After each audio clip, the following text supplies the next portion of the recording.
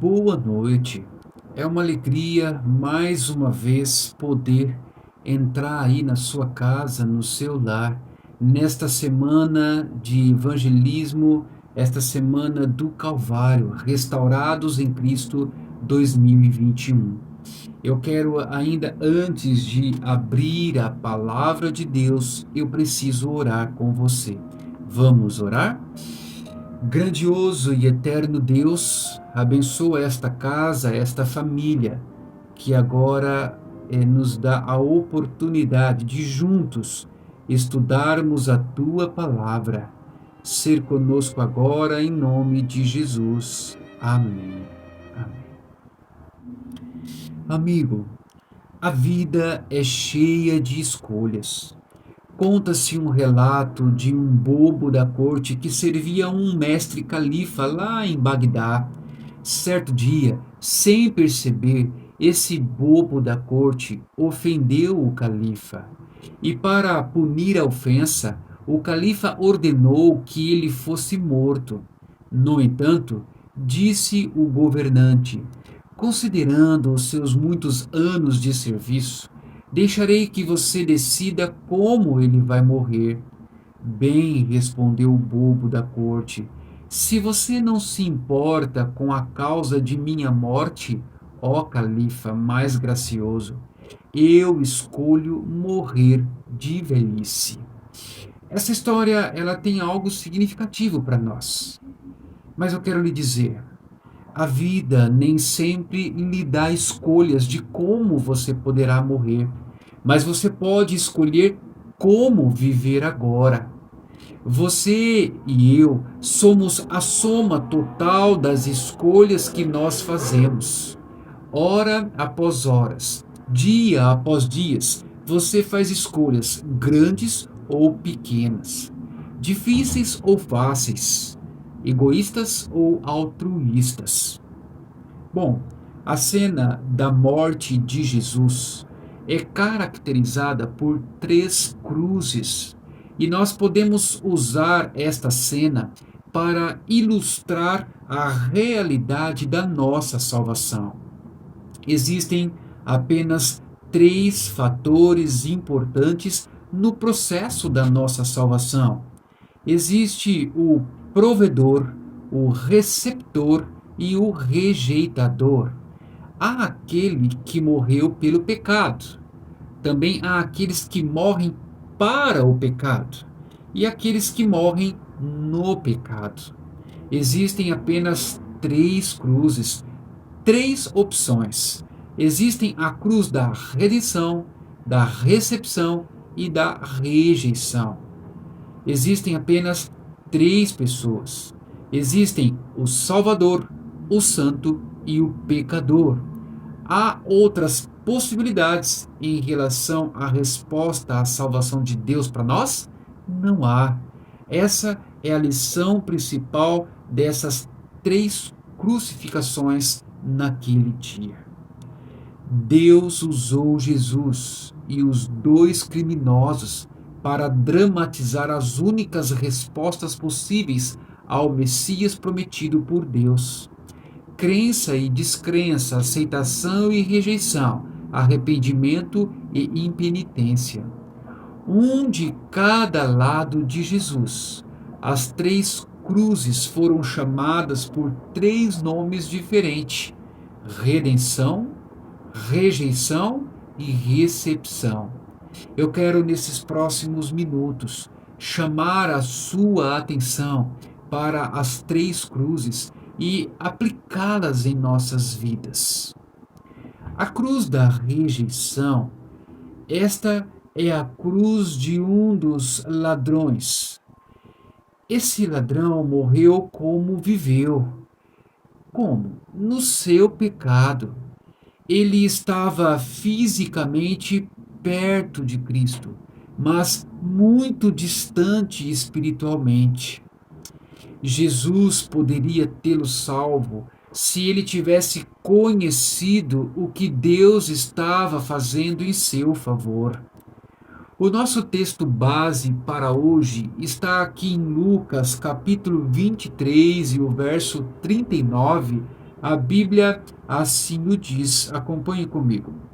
Um dos malfeitores crucificados blasfemava contra ele, dizendo: Não és tu o Cristo? Salva-te a ti mesmo e a nós também. Muito bom. Quero que notemos algumas coisas sobre esse ladrão em particular.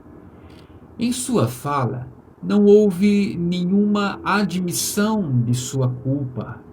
Ele não estava interessado em admitir que ele estava errado. Ele estava bravo, mas é claro, por ter sido pego.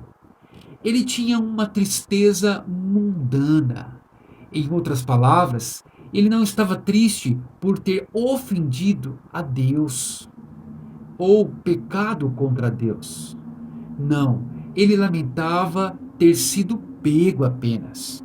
Apenas a consequência do seu pecado. A Bíblia nos fala sobre o resultado final da tristeza mundana. Se você quiser anotar aí, o livro de Coríntios, 2 Coríntios 7,10, fala que a tristeza do mundo produz morte. Tiago 1,15 diz que o pecado, uma vez consumado, ele gera a morte. E Romanos 6,23 fala que o salário do pecado é a morte. Esse ladrão era um homem que estava colhendo o que semeou e não estava gostando. Vejam, amigos, durante toda a sua vida, esse homem semeou frutos da carne. A Bíblia nos diz em Gálatas 6,8 que quem semeia para a sua própria carne, da carne colherá corrupção. Na fala desse ladrão, também há ceticismo e descrença. Ele diz ao Senhor: Você não é o Cristo. Está em Lucas 23:39. Semelhantemente, em Mateus 4:3, o diabo também disse a Jesus: Se você é o Filho de Deus, manda que essas pedras se transformem em pães.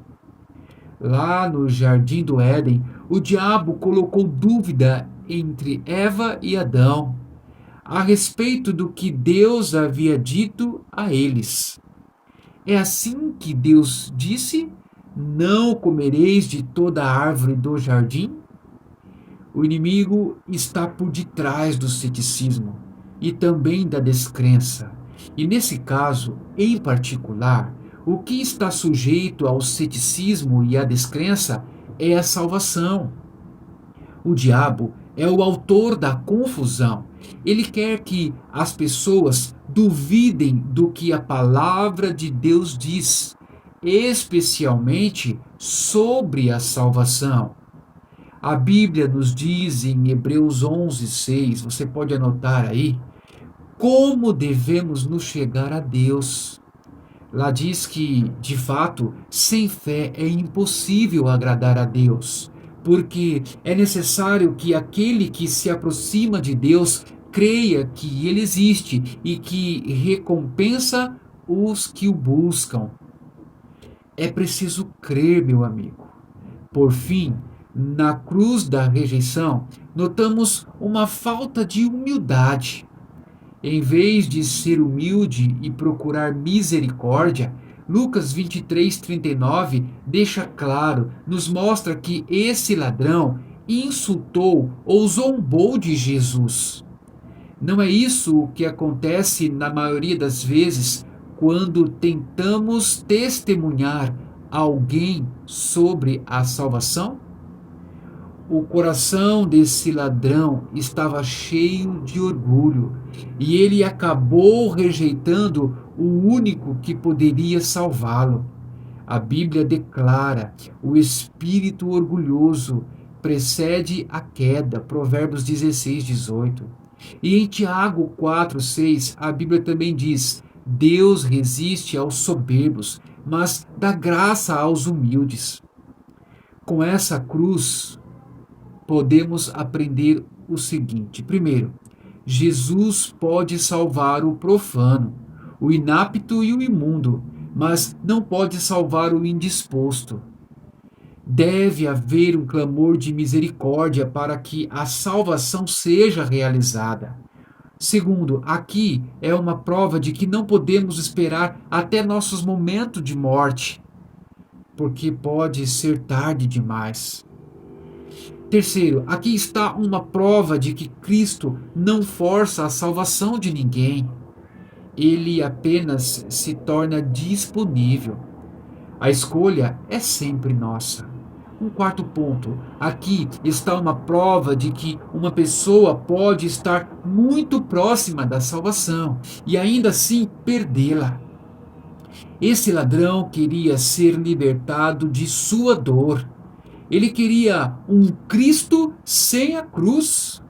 Muitos buscam um Cristo que cumpra os seus sonhos, mas não aquele que os salvaria do pecado. Um quinto aspecto. Aqui está uma prova de que aqueles que insistem na rejeição serão perdidos para sempre. Eu quero analisar agora uma outra cruz com você. Essa é a cruz da recepção. Esta é a cruz do criminoso cuja vida foi curta, mas abençoada.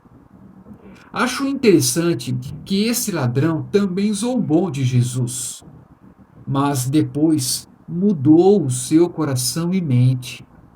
Marcos 15:32 nos diz que os dois criminosos o ridicularizaram. Mateus 27:44 nos diz que ambos lançaram os mesmos insultos contra Jesus. Mas apenas Marcos acrescenta que esse criminoso decidiu que essa não seria a resposta final. Ele se arrependeu. Ele implorou por misericórdia.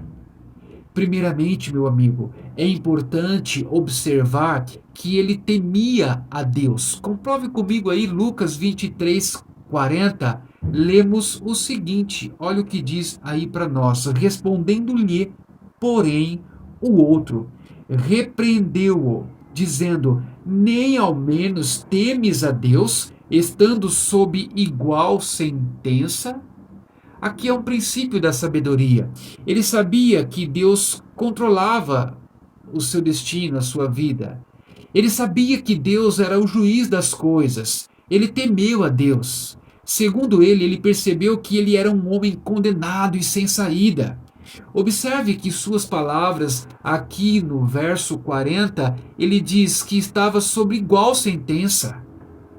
Um outro ponto é que ele reconheceu que seu pecado, na verdade, merecia uma sentença, era a morte. O versículo 41 diz que a nossa punição é justa, porque estamos recebendo o castigo que os nossos atos merecem. Mas este não fez mal nenhum. A Bíblia nos diz: todos pecaram e carecem da glória de Deus. Bom, não há nenhum justo sequer. Romanos 3,10 também deixa claro. O reconhecimento do nosso pecado é o primeiro passo para ser salvo. Uma pessoa deve primeiro reconhecer que é pecadora. Se uma pessoa não se vê como pecadora, não há necessidade de ser salva. Por fim, o ladrão percebeu que somente o Senhor Jesus Cristo poderia salvá-lo. Ele virou-se para a cruz central, a cruz da redenção, e proferiu estas palavras. Vamos ver ali o verso 42, diz o seguinte aqui. E acrescentou: Jesus, lembra-te de mim quando vieres no teu reino. Na cruz da recepção, este indivíduo reconheceu que Jesus poderia salvá-lo e ele admitiu o seu pecado, aceitando a sua sentença de morte e chorando a Deus por misericórdia. Esse ladrão, ele creu no nome do Senhor Jesus Cristo, creu na salvação. João 1,12 diz: mas a todos quantos os receberam, deu-lhes o poder de serem feitos filhos de Deus, a saber, aos que creem no seu nome. A última cruz, a terceira cruz, e eu quero chamar a sua atenção, é a cruz da redenção. Esta é a cruz de Jesus.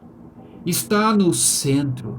É a maior das três cruzes por ser a doutrina central em todas as Escrituras.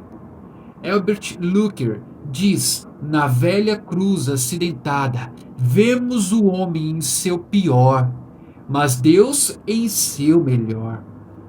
Esta cruz, meu amigo, representa o amor de Deus em ação. Notemos a resposta de Jesus ao ladrão na cruz. Aqui no versículo 43, olha o que Jesus vai dizer. E Jesus lhes respondeu: em verdade te digo que hoje estarás comigo no paraíso. Perdão, reconciliação de Deus. A cruz de Jesus nos dá esperança e segurança. E essa é a verdade para o tempo presente. Como podemos encontrar esperança e segurança em um Deus que morre? Bom, esse é o sentimento de muitos, como o outro ladrão da cruz. Você não é o Cristo? Salve a si mesmo e a nós também, segundo o relato de Lucas 23:39.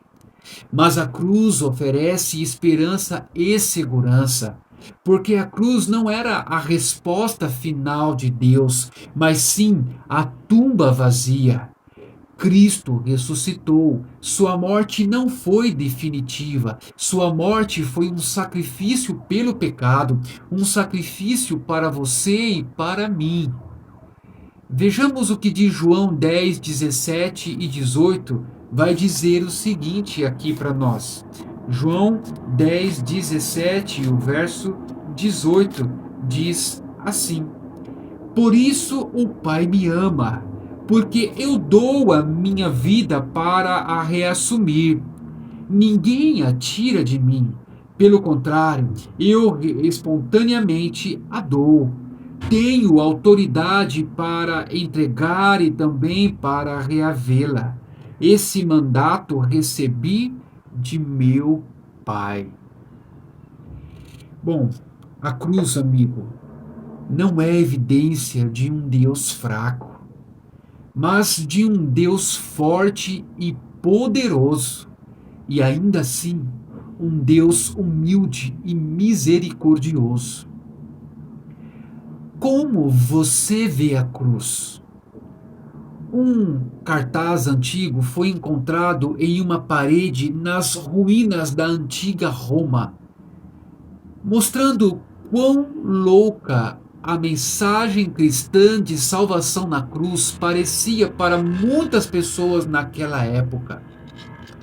É uma caricatura da crucificação de Jesus, mostrando o corpo de um homem pendurado em uma cruz.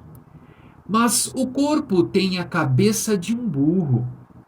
Há também a figura de um jovem com as mãos levantadas em adoração a ele. Embaixo está a inscrição: ele adora a Deus. Um Deus crucificado? Não faz sentido, muitos podem dizer.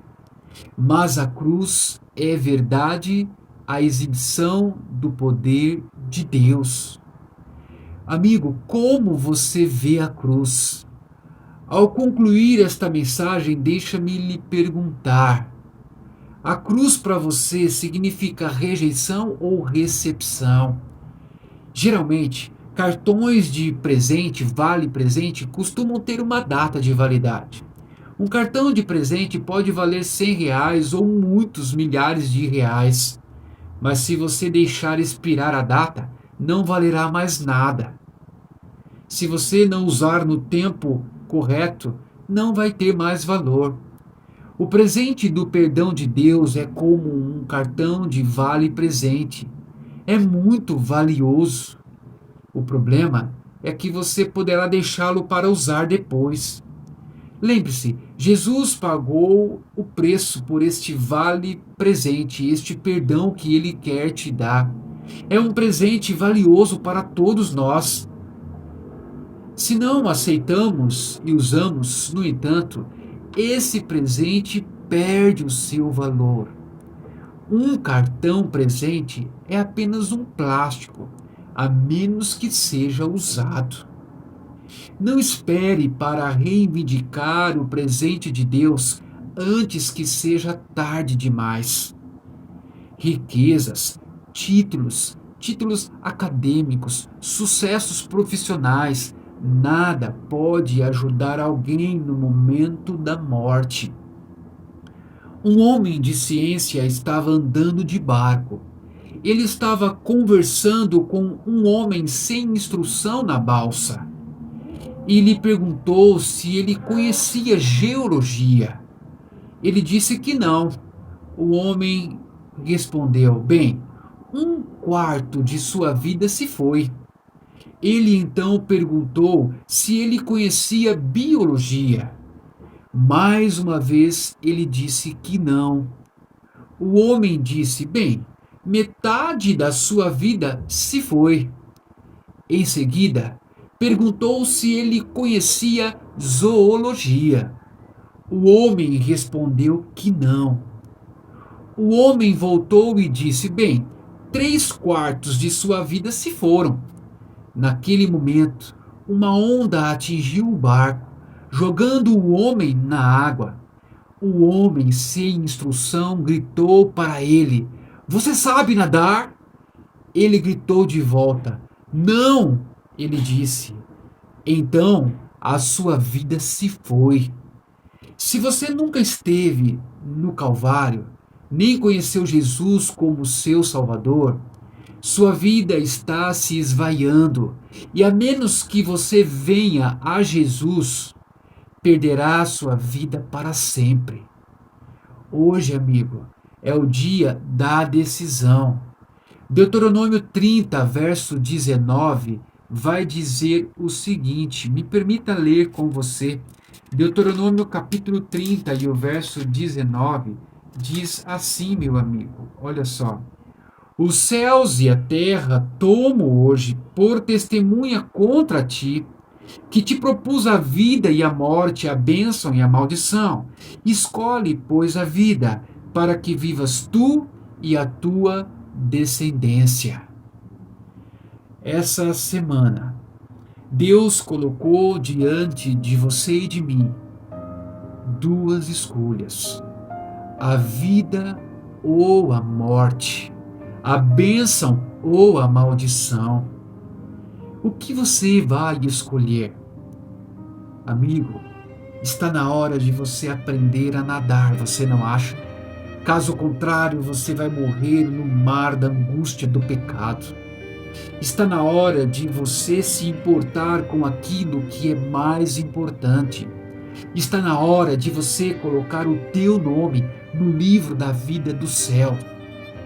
Porque não adianta ter o teu nome escrito em livros importantes aqui nesta terra.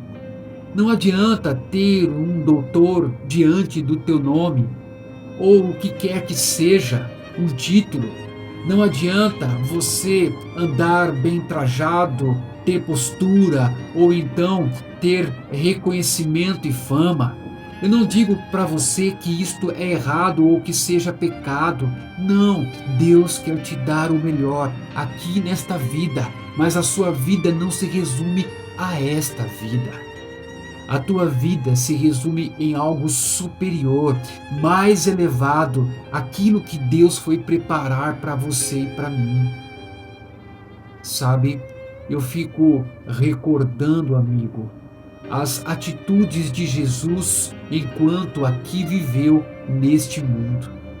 E na última semana de Jesus Cristo, ele ali, ao adentrar em Jerusalém, fora aplaudido. Nos últimos dias desta semana, ele agora era zombado.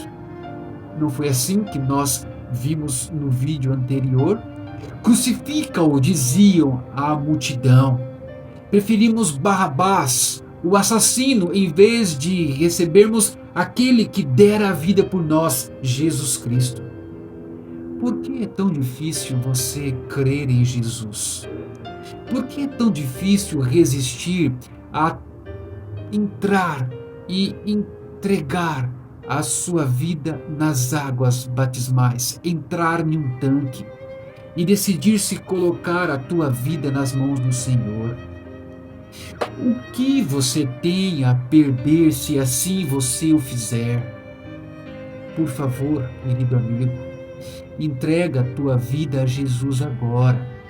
Se você talvez pense que não tem mais jeito para a tua vida, eu quero lhe dizer agora, meu amigo, a cruz da redenção está para você nesta noite.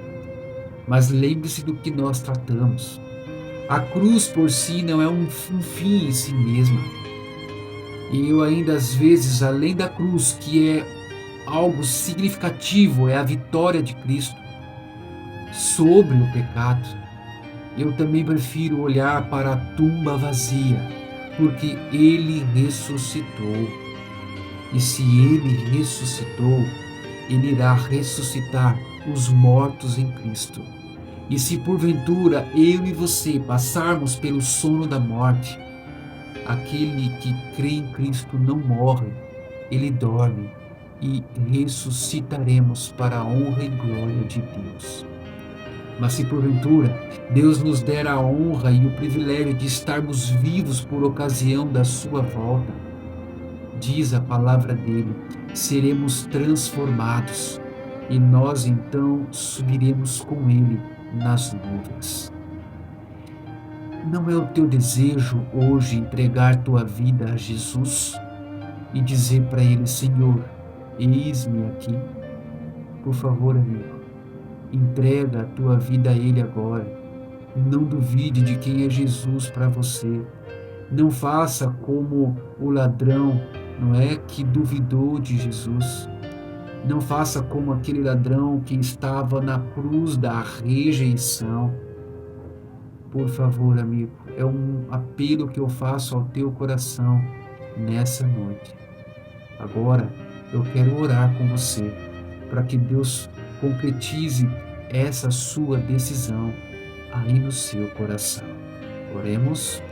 Grandioso Deus, abençoa esta família, este homem, esta mulher, este jovem que esteve ouvindo essa mensagem agora.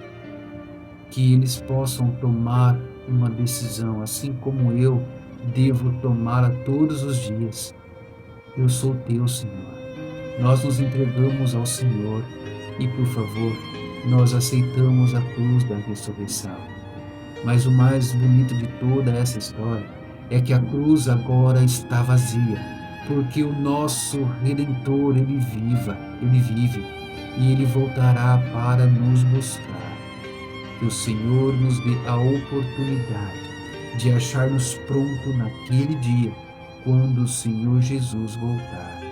Nós agradecemos e imploramos no nome dele, hoje e sempre.